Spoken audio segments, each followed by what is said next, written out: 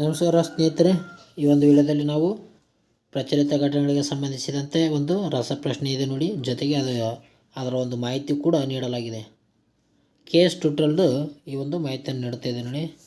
ಯಾರು ನಮ್ಮ ಚಾನಲ್ಗೆ ಹೊಸಬರಾದರೆ ಬೇಗನೆ ಒಂದು ಸಬ್ಸ್ಕ್ರೈಬ್ ಮಾಡಿಕೊಳ್ಳಿ, ಬೆಲ್ ಐಕನನ್ನು ಕೂಡ ಪ್ರೆಸ್ ಮಾಡಿ. ನಿಮ್ಮ ಒಂದು ಪರೀಕ್ಷೆ ಸಿದ್ಧತೆಗೆ ನಮ್ಮ ಒಂದು ಯೂಟ್ಯೂಬ್ ಕಡೆಯಿಂದ ಸ್ವಾಗತ. ಹಾಗಾದರೆ ಬನ್ನಿ ಮೊದಲ ಪ್ರಶ್ನೆ ನೋಡೋಣ.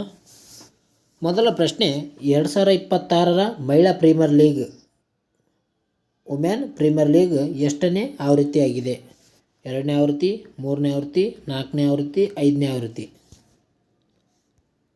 ಇದಕ್ಕೆ ಸರಿಯಾದ ಉತ್ತರ ಆಪ್ಷನ್ ಸಿ, 4ನೇ ಆವೃತ್ತಿ ನೋಡಿ. ಈ ಒಂದು ವುಮೆನ್ ಪ್ರೀಮಿಯರ್ ಲೀಗ್ 4ನೇ ಆವೃತ್ತಿ ನಡೆಯುತ್ತಿದೆ 2026ರಲ್ಲಿ. ವುಮೆನ್ ಪ್ರೀಮಿಯರ್ ಲೀಗ್ ಮೊದಲ ಆವೃತ್ತಿಯು 2023ರಲ್ಲಿ ಆರಂಭವಾಗಿರುತ್ತದೆ. ಇದು 2024 ಮತ್ತು 25ರ ನಂತರ 2026ರ ಜನವರಿಯಲ್ಲಿ ಆರಂಭವಾಗಿರುವುದು ಇದರ ಒಂದು 4ನೇ ಆವೃತ್ತಿಯಾಗಿದೆ ನೋಡಿ. ಮೊದಲು 2023ರಲ್ಲಿ ಪ್ರಾರಂಭವಾಗಿದೆ, 24, 25, 26 ಈ ರೀತಿಯಾಗಿ 4ನೇ ಆವೃತ್ತಿಯಾಗಿ ಇದೆ ನೋಡಿ ವುಮೆನ್ ಪ್ರೀಮಿಯರ್ ಲೀಗ್. ಈ ಒಂದು ವಿಷಯಕ್ಕೆ ಸಂಬಂಧಪಟ್ಟಂತೆ ನಾನು ಕರೆಂಟ್ ಅಫೇರ್ಸ್ ಈಗಾಗಲೇ ವಿಡಿಯೋನ ಮಾಡಿದ್ದೀನಿ. ಯಾರ್ಯಾರು ಆ ಒಂದು ವಿಡಿಯೋ ನೋಡಿಲು ಹೋಗಿ ನೋಡಿಕೊಳ್ಳಿ. ಓಕೆ, ವಿಡಿಯೋ ನೋಡಿಕೊಳ್ಳಿ. ಇದು ಬರೀ ರಸಪ್ರಶ್ನೆ ಅಂದರೆ ಕ್ವಿಜ್ ಟೈಪ್ ಇದೆ, ಬರೀ ರಸಪ್ರಶ್ನೆ ಇರುತ್ತೆ, ಜೊತೆಗೆ ಮಾಹಿತಿ ಕೂಡ ಇದೆ. ಇತ್ತೀಚೆಗೆ ನಿಧನರಾದ ಪರಿಸರ ವಿಜ್ಞಾನಿ ಮಾಧವ್ ಗಾಡ್ಗಿಲ್ ಅವರು ಯಾವ ವರದಿಗಾಗಿ ಪ್ರಸಿದ್ಧರಾಗಿದ್ದಾರೆ? ಈ ರೀತಿಯಾಗಿ ಪ್ರಶ್ನೆ ಕೇಳ್ತಾರೆ. ಅಂದರೆ ಈ ಒಂದು ಕರೆಂಟ್ ಅಫೇರ್ಸ್ಗೆ ಸಂಬಂಧಿಸಿದಂತೆ ಯಾವ ರೀತಿಯಾಗಿ ಪ್ರಶ್ನೆ ಬರ್ಬೋದು ಅಂದರೆ ನಾವು ಈ ರೀತಿಯಾಗಿ ಬರ್ಬೋದಂತ ಊಹೆ ಮಾಡಿಕೊಳ್ಳಬಹುದು. ಇತ್ತೀಚೆಗೆ ನಿಧನರಾದ ಪರಿಸರ ವಿಜ್ಞಾನಿ ಮಾಧವ್ ಗಾಡ್ಗಿಲ್ ಅವರು ಯಾವ ಒಂದು ವರದಿಗಾಗಿ ಪ್ರಸಿದ್ಧರಾಗಿದ್ದಾರೆ? ನಾನು ಕರೆಂಟ್ ಅಫೇರ್ಸ್ನಲ್ಲಿ ಹೇಳಿದ್ದೀನಿ, ಈ ಒಂದು ಪರಿಸರ ಒಂದು ಪಶ್ಚಿಮ ಘಟ್ಟಗಳಿಗೆ ಸಂಬಂಧಿಸಿದಂತೆ ಮಾಧವ್ ಗಾಡ್ಗಿಲ್ರವರು ಪ್ರಸಿದ್ಧ ಆಗಿರ್ತಾರೆ ನೋಡಿ.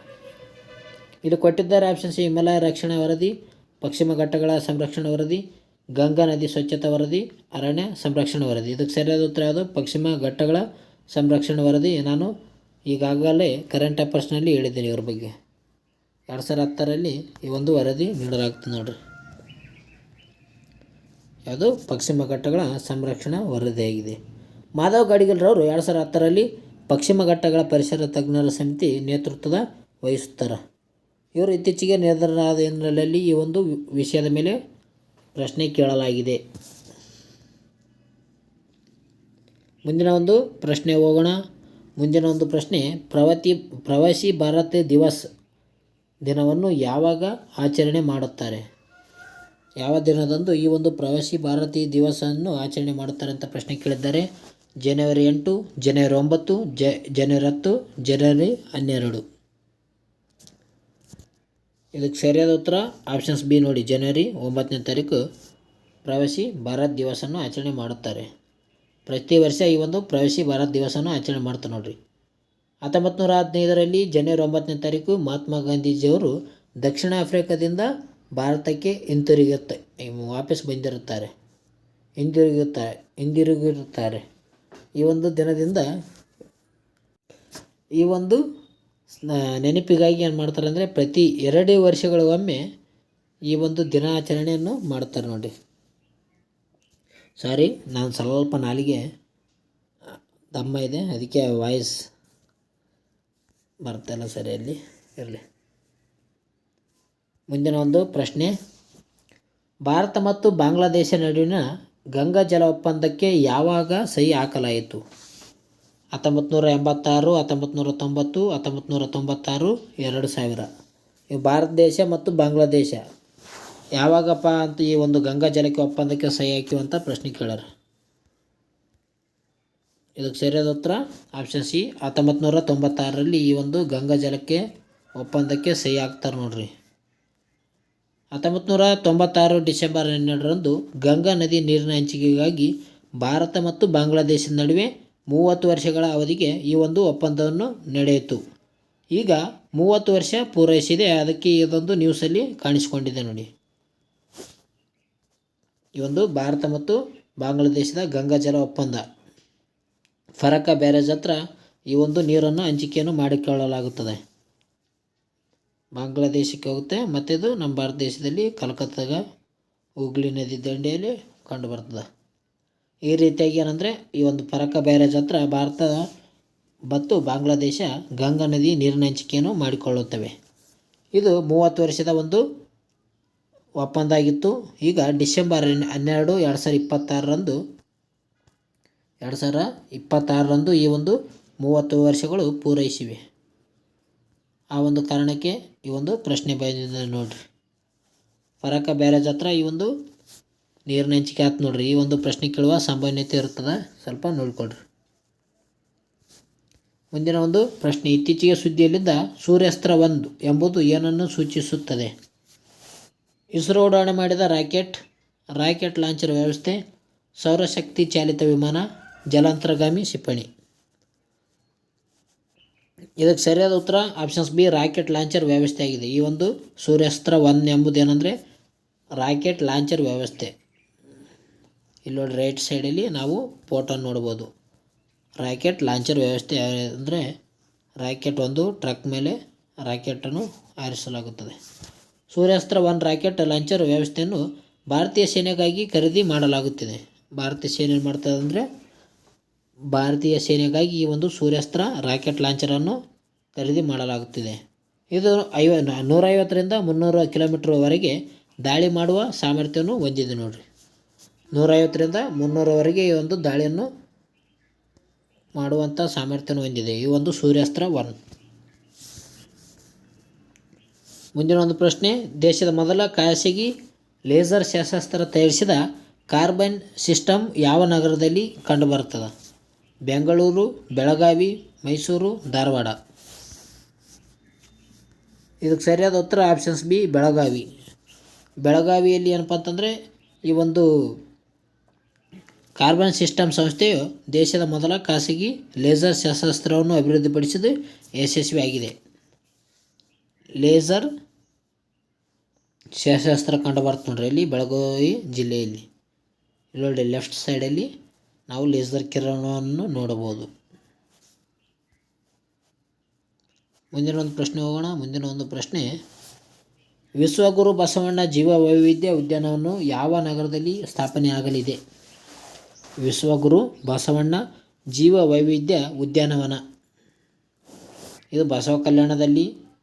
ಆಪ್ಷನ್ಸ್ ಬಿ, ಬೆಂಗಳೂರು ಉತ್ತರ, ಚಿತ್ರದುರ್ಗ, ವಿಜಯಪುರ. ಇದಕ್ಕೆ ಸರಿಯಾದ ಉತ್ತರ ಆಪ್ಷನ್ಸ್ ಬಿ, ಬೆಂಗಳೂರು ಉತ್ತರ ಬೆಂಗಳೂರು ಅಂತ ಹೇಳ್ತೀವಿ. ಬೆಂಗಳೂರಿನ ಯಲಹಂಕ ಸಮೀಪದ ಮಾದಪ್ಪನಹಳ್ಳಿಯಲ್ಲಿ 153 ಎಕರೆ ಪ್ರದೇಶದಲ್ಲಿ ಈ ಒಂದು ಬೃಹತ್ ಉದ್ಯಾನವನವನ್ನು ಸ್ಥಾಪನೆಗೆ ರಾಜ್ಯ ಸರ್ಕಾರ ಅನುಮೋದನೆ ನೀಡಿದೆ ನೋಡಿ. ರೈಟ್ ಸೈಡಲ್ಲಿ ಕಾಣ್ತಿದೆ ಬಸವಣ್ಣನವರ ಒಂದು ಮೂರ್ತಿ. ಈ ಉದ್ಯಾನವನ ನಿರ್ಮಾಣ ಮಾಡಬೇಕಂತ ಮಾಡಿದ್ದಾರೆ ಇಲ್ಲಿ ಉತ್ತರ ಬೆಂಗಳೂರಿನಲ್ಲಿ. ಉದ್ಯಾನವನ ಬೆಂಗಳೂರಿನಲ್ಲಿ ನಿರ್ಮಾಣ ಮಾಡಬೇಕಂತ ಮಾಡಿದ್ದಾರೆ. ಮುಂದಿನ ಒಂದು ಪ್ರಶ್ನೆ, 2021ನೇ ಸಾಲಿನ ಪ್ರತಿಷ್ಠಿತ ರಾಜ್ಕುಮಾರ್ ಪ್ರಶಸ್ತಿಗೆ ಭಾಜನರಾದವರು ಯಾರು?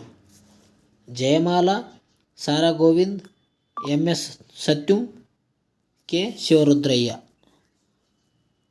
ಇದಕ್ಕೆ ಸರಿಯಾದ ಉತ್ತರ ಆಪ್ಷನ್ಸ್ ಬಿ, ಸಾರಾ ಗೋವಿಂದ ನೋಡಿ. ಸಾರಾ ಗೋವಿಂದ ಅವರು 2021ನೇ ಸಾಲಿನ ಡಾಕ್ಟರ್ ರಾಜ್ಕುಮಾರ್ ಜೀವಮಾನ ಸಾಧನೆ ಪ್ರಶಸ್ತಿಗೆ ಹಿರಿಯ ನಿರ್ಮಾಪಕ ಸಾರಾ ಗೋವಿಂದ್ ಅವರು ಆಯ್ಕೆಯಾಗಿದ್ದಾರೆ ನೋಡಿ. 2021ರ ಈ ಒಂದು ಡಾಕ್ಟರ್ ರಾಜ್ಕುಮಾರ್ ಅವರ ಒಂದು ಜೀವಮಾನ ಸಾಧನೆ ಪ್ರಶಸ್ತಿಗೆ ಆಯ್ಕೆಯಾಗಿದ್ದಾರೆ ಸಾರಾ ಗೋವಿಂದ್. ಮುಂದಿನ ಒಂದು ಪ್ರಶ್ನೆ, ರಾಮನ್ ಸಂಶೋಧನೆ ಸಂಸ್ಥೆ ಯಾವ ನಗರದಲ್ಲಿ ಕಂಡುಬರುತ್ತದೆ? ಇದು ಭಾಳ ಇಂಪಾರ್ಟೆಂಟ್ ಆದ ಕ್ವಶನ್ ಆಗಿದೆ ನೋಡಿ. ಇದು CRDR ಅಲ್ಲಿ ಕೇಳಿದ್ದರು, ಪೊಲೀಸ್ ಕಾನ್ಸ್ಟೇಬಲಲ್ಲಿ ಕೂಡ ಕೇಳಿದ್ದಾರೆ, ಹಲವಾರು ಎಕ್ಸಾಮ್ನಲ್ಲಿ ಕೇಳಿದಂಥ ಪ್ರಶ್ನೆ. ರಾಮನ್ ಸಂಶೋಧನಾ ಸಂಸ್ಥೆ ಯಾವ ನಗರದಲ್ಲಿ ಕಂಡುಬರುತ್ತದೆ? ಮೈಸೂರು, ಬೆಂಗಳೂರು, ಹುಬ್ಬಳ್ಳಿ, ಕಲಬುರಗಿ. ಇದಕ್ಕೆ ಸರಿಯಾದ ಉತ್ತರ ಆಪ್ಷನ್ಸ್ ಬಿ, ಬೆಂಗಳೂರಿನಲ್ಲಿ ಈ ರಾಮನ್ ಸಂಶೋಧನಾ ಸಂಸ್ಥೆ ವಿಜ್ಞಾನಿಗಳು ಕೋಲ್ಡ್ ಆಟಮ್ಸ್ಗಳ ಸಾಂದ್ರತೆ ಅಳೆಯುವ ಹೊಸ ತಂತ್ರಜ್ಞಾನವನ್ನು ಕಂಡುಹಿಡಿದಿದ್ದಾರೆ. ಇದು ಯಾಕೆ ನ್ಯೂಸಲ್ಲಿದೆ ಅಂದರೆ ಇತ್ತೀಚೆಗೆ ಬೆಂಗಳೂರಿನ ಒಂದು ರಾಮನ್ ಸಂಶೋಧನಾ ಕೇಂದ್ರ ಏನಿದೆ ಆ ಒಂದು ಕೇಂದ್ರದಲ್ಲಿ ವಿಜ್ಞಾನಿಗಳು ಏನು ಮಾಡಿದ್ದಾರೆ ಅಂದರೆ ಕೋಲ್ಡ್ ಆಟಮ್ಸ್ ಎಂಬಗಳ ಒಂದು ಸಾಂದ್ರತೆ ಅಳೆಯುವ ಹೊಸ ತಂತ್ರಜ್ಞಾನವನ್ನು ಕಂಡುಹಿಡಿದಿದ್ದಾರೆ. ಇದು ನ್ಯೂಸಲ್ಲಿದೆ ನೋಡಿ. ಈ ಒಂದು ಪ್ರಶ್ನೆ ಬರುವ ಸಾಧ್ಯತೆ ಇರುತ್ತದೆ. ಅದೇ ರೀತಿಯಾಗಿ ಮುಂದಿನ ಪ್ರಶ್ನೆ, ಸೋಮನಾಥ ಸ್ವಾಭಿಮಾನ ಪರ್ವ ಇತ್ತೀಚೆಗೆ ಯಾವ ನಗರದಲ್ಲಿ ಆಚರಿಸಲಾಯಿತು? ಸೋಮನಾಥ ಗುಜರಾತ್, ವಾರಣಾಸಿ, ಮಧುರೈ, ಪೂರಿ. ಇದಕ್ಕೆ ಸರಿಯಾದ ಉತ್ತರ ಆಪ್ಷನ್ಸ್ ಎ ಸೋಮನಾಥ್ಪುರ. ಇದು ಗುಜರಾತಲ್ಲಿ ಕಂಡುಬರ್ತದೆ. ನಾವು ಹೋದ ಸಲ ಕರೆಂಟ್ ಅಫೇರ್ಸ್ನಲ್ಲಿ ಈ ಒಂದು ಕರೆಂಟ್ ಅಫೇರ್ಸ್ನ ಒಂದು ಉತ್ತರ ಇದು ಮಾಹಿತಿಯನ್ನು ಹೇಳಿದ್ದೆ. ಸೋಮನಾಥ ದೇವಾಲಯದ ಮೇಲೆ ನಡೆದ ಐತಿಹಾಸಿಕ ಆಕ್ರಮಣಕಾರಿ 1000 ವರ್ಷಗಳು ಪೂರೈಸಿವೆ. ಪೂರ್ಣಗೊಂಡ ಹಿನ್ನೆಲೆಯಲ್ಲಿ ಈ ಒಂದು ಸ್ವಾಭಿಮಾನ ಪರ್ವ ಆಚರಣೆ ಮಾಡಲಾಗುತ್ತಿದೆ. ಎಲ್ಲಿ ಆಚರಣೆ ಮಾಡಲಾಗುತ್ತಿದೆ ಅಂದರೆ ಗುಜರಾತ್ನ ಸೋಮನಾಥ್ಪುರದಲ್ಲಿ ಈ ಒಂದು ಸೋಮನಾಥ ದೇವಾಲಯದ ಮೇಲೆ ಮಾಡುತ್ತಿದ್ದಾರೆ. ಇಲ್ಲಿ ಸ್ವಾಭಿಮಾನ ಪರ್ವ ಆಚರಣೆ. ಓಕೆ ಫ್ರೆಂಡ್ಸ್, ಇವತ್ತಿನ ಒಂದು ವಿಡಿಯೋನ ಇಲ್ಲಿಗೆ ಮುಗಿಸೋಣ. ನಿಮಗೇನಾದರೂ ಈ ವಿಡಿಯೋ ಇಷ್ಟ ಆಯ್ತು ಅಂದರೆ ಲೈಕ್ ಮಾಡಿ. ನಮ್ಮ ಕೆ ಎಸ್ ಟ್ಯೂಟೋರಿಯಲ್ಗೆ ನಿಮಗೆ ಸ್ವಾಗತ ಮಾಡಿ. ಲೈಕ್ ಮಾಡಿ, ಶೇರ್ ಮಾಡಿ, ಸಬ್ಸ್ಕ್ರೈಬ್ ಮಾಡಿ. ಓಕೆ, ಮುಂದಿನ ವಿಡಿಯೋದಲ್ಲಿ ಸಿಗೋಣ ಫ್ರೆಂಡ್ಸ್. ಟೇಕ್ ಕೇರ್, ಬಾಯ್. ಹೆಚ್ಚಿನ ಮಾಹಿತಿಗಾಗಿ ಪ್ರಚಲಿತ ನಮ್ಮನ್ನು ಅನುಸರಿಸಿ.